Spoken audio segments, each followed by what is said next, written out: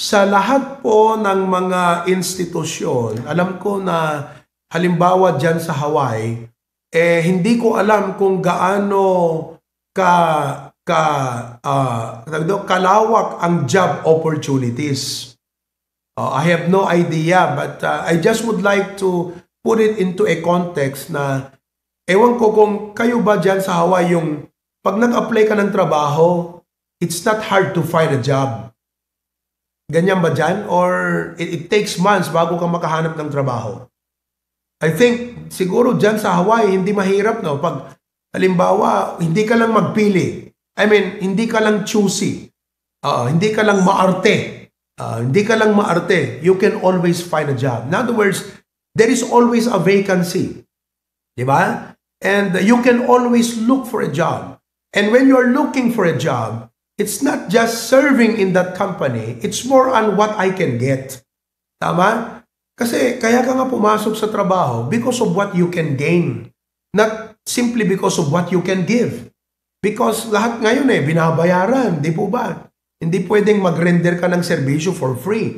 Kasi may binabayaran kang kuryente, may mga bills ka, ang pagkain binibili, electric bill, water bill, telephone bill, pati pang bill mo, lahat po yan talagang binabayaran. So, you do not just go to work to give your life or service. You go to work to get in order to gain. So, that kind of mentality, mga kapatid, pag pinipresent ang paglilingkod sa church, parang ang hirap ma-pick up ng mga Kristiyano kasi yung ganong mindset na, ikaw, magsilbi ka sa Panginoon. Ang tanong ka agad what can I get? Di ba? Kasi nga ganun na yung natin, human nature natin. Kaya ang hirap kung minsan na i-present natin sa mga Christians na, alam mo, ito ang gusto ng Panginoon, mag-serve ka sa Kanya, miyembro ka, worker ka ng Panginoon. Ang hirap ma-pick up ng mga young people pagka minsan, pati mga adult na members, kasi nga, doon sa buhay na natural, realidad na, papasok ako ng trabaho, pinag-uusapan. Ang pinag-uusapan, hindi yung nature of job Ang pinag-uusapan dyan, magkanong sweldo. Tama ko, hindi. Kasi, look kahit mahirap yan, kung triple naman ang sweldo, mga kapatid, hindi mo yan aayawan. Tama ba ako? Kaya, pagdating sa trabaho, hindi talaga masyadong pinag-uusapan, pero hindi yun ang primary Halimbawa, pag sinabi nila sa'yo, Brother Erwin, ikaw, ang sweldo mo, $50,000 a week. Ano pong trabaho ko? Taga-sipaw eroplano. Ay gagawin mo talaga yun. Diba? O halimbawa, magtatrabaho ka sa post office. Yung post office, yung mga lumang post office, wala nang post office ngayon na ganun anong trabaho ko po? Anong trabaho ko? Magkanong sweldo ko? Anong trabaho ko po? Sweldo. Ang sweldo mo, $10,000 a week. Pambihira. Tinalo ko na ang nurse pagka ganyan. Ano po bang trabaho ko? Simple lang. Ilabas mo lang yung dila mo ganyan. Tapos, basahin mo yung sobre para maidikit. Kukunin mo talaga yon. Tama ba ako? So, ang mindset talaga ng tao is, when it comes to job, when it comes to work, when it comes to doing something, it's not about what I can give. It's not about what I can render. It's always about what I can get, what I can gain. Kaya when you come to church, ganun ang dala mong mindset, mga kapatid. Hindi mo talaga mapipick up yung idea ng Christian ako, magsiserve sa Panginoon, miyembro ako, worker ako. Hindi mo talaga mapipick up yan. Bakit? Hindi ka naman susweldohan ng church Tama ba ako? Kayo ba dyan? Pag naglinis dyan sa kapilya, susweldohan ba kayo? Hindi naman Diba? So, that is why, pag pinag-usapan itong worker, mahalaga, mga kapatid, na maunawaan natin yung diwa at work, yung talagang meaning, yung talagang mindset, motive na hindi yung nagtatrabaho ka dyan, na kung ano-anong motibo mo na hindi naman talaga makakapagbigay sa'yo ng long-lasting commitment. Di ba? May mga nagsiserve kasi sa ministry, mga kapatid, na kung ano-anong motibo, pero yung motive, hindi nakakapagbigay ng long-lasting commitment. Di ba? Yung mga halimbawa, nagsiserve ako dito kasi nandito yung crush ko. Kung halimbawa, mga kapatid, binasted siya, magbabackslide yan. Tama? Magsiserve ako dito kasi nandito yung mga magulang ko. Kung kinuha na ng Panginoon ng parents mo, andyan ka pa rin ba? So, itong mga bagay na ito, kinakailangan na ma-establish natin kasi we can go ahead and talk about the traits of a worker, willing, lahat-lahat yan. And it makes sense, di ba? It makes sense. Pero ang gusto natin dito okay, teka, bago natin pag-usapan ng lahat, ang tanong sa'yo, committed ka ba sa Panginoon? May kukumit mo ba ang sarili mo? Masasabi mo ba na, may ipapatutuo mo ba na, okay, kahit anong ipagawa sa akin? Kahit ako, CEO sa trabaho, kahit paglinisin ako ng CR dito sa church, hindi ko ibibilang yan na parang I am stooping down. Naintindihan ninyo? Kundi pagdating sa gawain ng Panginoon, kahit paglinis ng inidoro ng CR yan mga kapatid, you're not stooping down because naunawaan mo na ang ministry, honorable. Halimbawa, okay. Halimbawa, bigyan ko ng halimbawa. Kung ikaw ang barbero ng presidente, ang pagiging barbero dito sa atin, dyan ang barbero, mahal $15, $10. Mga kapatid, dignified na trabaho, di ba? Matindi yan. Pero pag dito, barbero, ano po na, barbero, tagagupit? Parang regular lang yan. Parang katumbas yan ng mga karpintero, mga tricycle driver. Parang ganun yun, di ba? Oo. Pero oras na barbero ka ng presidente, same trabaho lang Nagkugupit ka lang ng buhok. Pero ang pinagkaiba, yung pinaglilingkuran mo, it brings dignity to you. So, hindi ibig sabihin, kahit halimbawa, tignan mo maigi ito halimbawa, teacher 1 ka dito sa DepEd. Kinuha ka ni President BBM dahil marunong kang maggupit. Ikaw ang kanyang tagagupit. Sabihin na lang natin, teacher 1 ka. Teacher 1 ka dito sa Pilipinas. Kinuha ka ni President BBM. Sabi niya, ikaw ay isa sa aking mga PSG. Ano ang PSG? Personal Security Guard. PSG ka. Pambihira mga kapatid. Tinalo mo kahit sino rito. Bakit? PSG ka, Presidential Security Guard. Kaya ang punto rito mga kapatid, nauunawaan mo kung sino yung pinaglilingkuran mo. Amen po ba? So, tayong mga members, tayong mga Kristiyano, kinakailangan maintindihan natin, klaro sa atin, una sa lahat ito, kailangang ma-establish natin yung bang concept ng isang Kristiyanong nagsisilbi sa Diyos na hindi ka nagsiserve na bibigay mo lang yung spare time mo, magsiserve ka sa Panginoon kung kailan gusto mo. Hindi ganun ang servant ng Panginoon yung mag-serve ka kung kailan gusto mo. Hindi. Ang servant ng Panginoon mga kapatid, hindi kung kailan gusto mo, kundi kung kailan gusto niya. Diba? So, that kind of mindset must be very clear to us.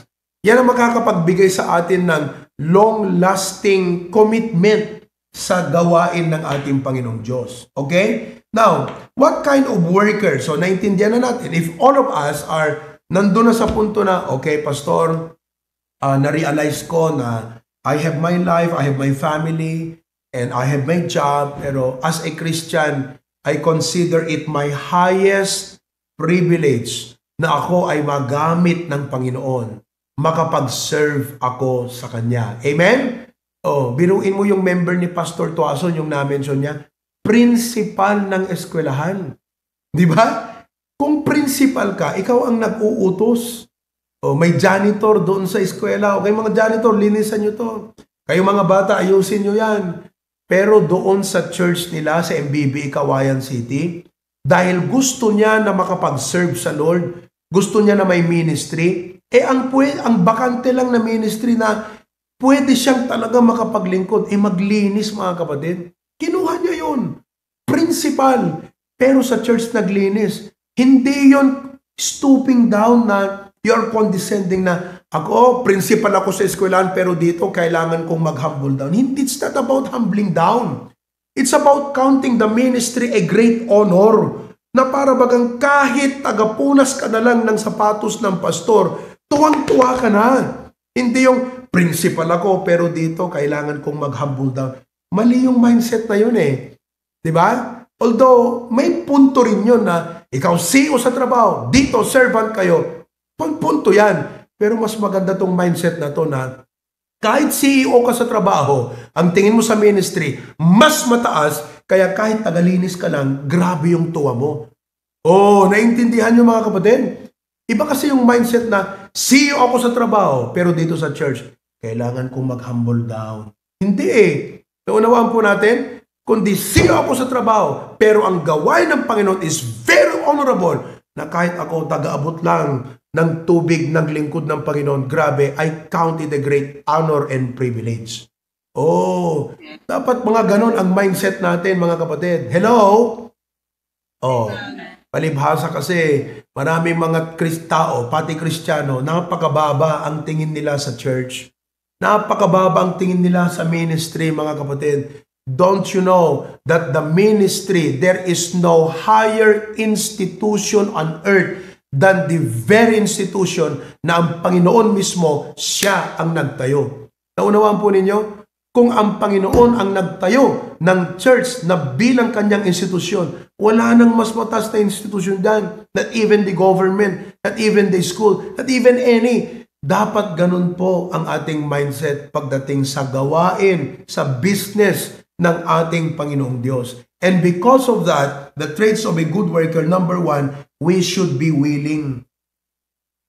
Oh, amen? Hindi ikaw yung napipilitan. Bakit kailangan kang pilitin? Ikaw nga yung dapat na mangyo-preser ko na tayo. O ikaw dapat yung magganon. Ang hirap ng Tagalog, kapatid. Meron tayong Tagalog na kapatid. Si brother, anong pangalan mo na ulit, brother? Ha? Oh, basta yun. Maunawa mo yung ibig kong sabihin, kapatid, ha? Oo. Willing. Okay, sabi ng 1 Timothy 6:18, that they do good. Sabi mo sa mga mayayaman, sabi niya, ha? Sabi mo sa kanila, sa mga mayayaman, na huwag silang magyayabang. Bakit hindi magyayabang? Number one, saan ba galing yung kayamanan mo? Anong ipagyayabang mo dyan? Kanino ka magyayabang? Di ba? Number two, sa'yo ba yan? Kung kinuha ng Panginoon, wala kang magagawa. Kung binawi ng Panginoon lahat ng kayamanan mo, may magagawa ka pa ba? O, kung nilugi lahat ng Diyos ng negosyo mo, may magagawa ka? O, kung ginalaw niya ang katawan mo, may magagawa ka? Wala eh. Kaya, huwag tayong magyayabang. Sabihin mo sa mga mayayaman, sabi ni Paul, huwag silang magyayabang, bagkus that they do good. Mag-isip sila ng mga mabuting gagawin. Amen po ba? Oh. So, ang dapat na naka-mindset sa atin is, ano kayang magandang gawin ko? Tinatanong nyo ba yan pagdating sa church? Ano kayang magandang maitulong ko doon? May in-announce si pastor nung Sunday. Ano kayang magandang itulong ko doon? Alam nyo, nakaka-bless yung mga members na ganyan ang kaisipan. Makita mo na talagang, they are walking with God. Talagang nakaantabay sila sa Holy Spirit ng Panginoon. Kasi sensitive sila doon sa pagkilos ng Diyos sa kanilang buhay. Pastor, nag-usap ang Panginoon sa akin. Di ba? Pastor, alam mo, marami kaming pangangailangan pero tinouch kami ng Panginoon. May pangangailangan sa church. Sino ba naman kami na ipagkait ito? Hindi naman sa amin to, binigay lang ng Panginoon to. Kaya sana para sa pangangailangan namin, pero gusto ng Panginoong kunin, ibibigay namin ito sa Panginoon. Nakaka-bless yung ganyan mga miyembro. Nakakaasar yung mga miyembro na patay Malaysia, mga kapatid. Yung bang nagpipresent ka na ng pangangailangan, talagang pinakita mo ng gusto, nakatingin lang ng ganyan, tapos pag uwi, wala lang. Ha? Baka hindi ka naman saved. Tanungin mo ka sa katabi mo, mula harap hanggang likod, kayo mga nandyan, saved ka ba talaga? Nag-iisip ka dapat ng mabuti That they do good. Ano pa? Rich in good works. Payamanin mo ang totoong, listen, makinig kayo maigi. Ang totoong value, kasi sa atin sa mundo, ginigauge natin ang net worth ng isang tao. Tama ba ako? Halimbawa, Manny Pacquiao is worth. Kung ilang bilyon yung pera niya, assets niya. Tama ba? Hello? Okay. Bill Gates is worth. Ganun tayo. Pero ito, sa ating Biblia, sa Christian life, ang totoong gauge ng value na kung anong meron ka, kung saan nagagamit ito. Halimbawa, life. Kahit 80 years yan, kung hindi man lang nagamit ng Panginoon, walang kwentang buhay yan. Pero kahit na-save ka later part of your life. Halimbawa, may mga members na, pambira, pastor, sana nung young people pa ako na-save. Sana noon ko pa narinig tong mga to para, di ba? Halimbawa, si Tito Sani. Di ba? Siguro sasabihin ni Tito Sani, sana pastor, nung nasa tondo ko pa narinig ito. Di ba? Laking tondo yata si Tito Sani. Di ba? Sana nung teenager ko narinig tong gospel. Siguro, pastor, kung na-save ako nung teenager ako, naku, pastor, pambihira. Naiwasan ko ang lahat ng mga bisyong yan, mga gulong yan.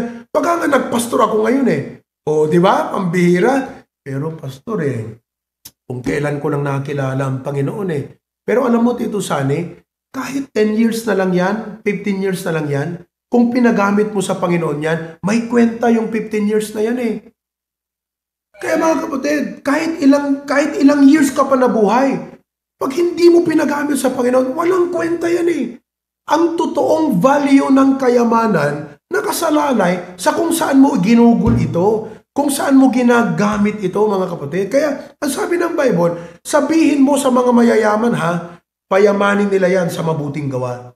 Kasi walang kwenta yung yaman nila kung hindi nagagamit sa mabuting gawa. Halimbawa, nandyan kasaway. Sa tagal mo dyan, trabaho, hirap, lahat, ang dami mong naipon. Kung wala man lang dyan ang nagamit ng Panginoon sa kanyang gawain, walang kwenta lahat yan, kapatid. Pero napakatamis isipin na sa lahat ng pagod mo, sakripisyo mo sa pagtatrabaho, puyat, dyan mo na napulot ang sakit mo, di ba, sa trabaho. Dyan mo na napulot ang lahat ng kung ano-anong mga bagay-bagay na yan. Pero dahil committed ka sa gawain, bawat may mga gawain, nagko-commit kang ganyan, masasabi mo na, Lord God, thank you. Kahit pa paano, itong buhay ko, hindi man ako pastor, hindi man ako full-time worker, pero masasabi ko na nagkaroon ng kwenta ang lahat ng mga ito. Kapatid, they be rich in good works, ready to distribute, willing to communicate. Amen po ba? Oo. So yun po ang pinakabuod nitong lahat. Amen? Pangalawa, wala na tayong oras. Next time na, mga kapatid. Okay na yun. Amen? Okay, thank you so much, dear God. Sana po nakapag-iwan ako ng isang matalinhaga at matalim at maliwanag na katotohanan sa aking mga kapatiran na ma-realize namin, Panginoon, that the real value of what we have is not its quantitative amount, but where it is being used. Kaya, Panginoong Diyos, tulungan mo po kami na maging willing po kami na ipagamit ang aming buhay sa ministry. Willing kami na ipagkaloob kung ano man ang iudyok mo sa aming mga puso, Panginoon. We give you glory, honor, and praise in Jesus' name. Amen and amen.